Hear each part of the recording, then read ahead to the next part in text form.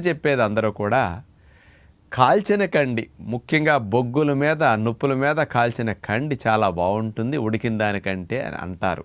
ఇది కరెక్టే. ఎందుకు? ఉడికిన కండిలో నీళ్ళల్లో ఉడికేసరికి నీటి శాతం కండి గింజల లోపలికి వెళ్ళిపోతుందన్నమాట. లోపలికి నీరు వెళ్ళేసరికి, ఆవిరి వెళ్ళేసరికి చప్పదనం వచ్చేస్తుంది. అందుకని గింజల్లో ఉండే తీపిదనం కూడా నీరు కలిసేసరికి చప్పదనమై చప్పగా అనిపిస్తుంది. అందుకని చాలామంది ఉప్పేసి ఉడకబెడితే ఆ చప్పదనం పోతుందని ఉప్పేసి ఉడకబెడతారు. అదే నుప్పుల మీద కాల్చినప్పుడు ఏమవుతుంది?